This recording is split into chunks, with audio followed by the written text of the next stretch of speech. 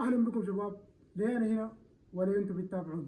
لانه اليوم وصلنا 146 اخ واخت في هذه القناه، وقررت اوقف قليل شويه عشان اعرفكم بنفسي وعن الاهداف اللي انا حاسويها في هذه القناه. انا اسمي احمد وملقب بعبادي من السودان، ولكن حاليا ساكن في السعوديه هنا.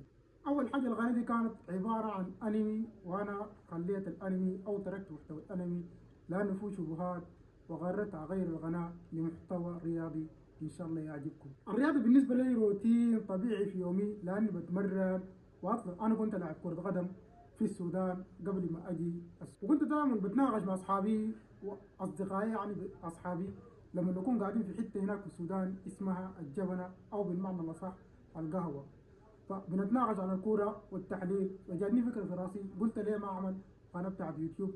والحمد لله برضو عملت قناه في تيك توك، والحمد لله نجحت وعندي فيها 45 ألف متابع، وحتى كمان الانستجرام عندي فيه 50 ألف متابع.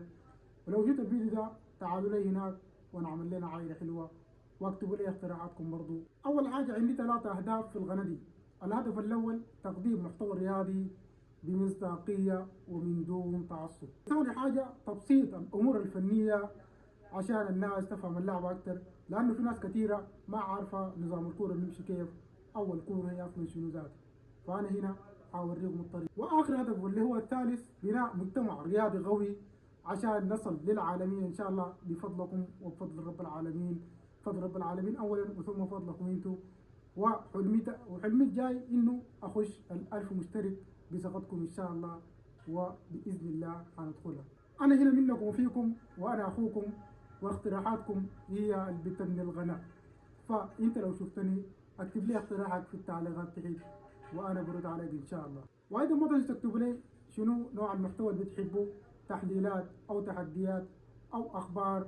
اكتبوا لي تحت في الكومنتات، وإن شاء الله نعبر، وإن شاء الله كمان نشوف التعليقات بتاعتكم وأعمل عليها فيديو. وفي الأخير لا تنسوا الاشتراك والإعجاب بالفيديو عشان نكبر العائلة الرياضية إن شاء الله، ونصل ل1000 مشترك في أقرب وقت، والقادم أجمل بإذن الله. وبيس اوت.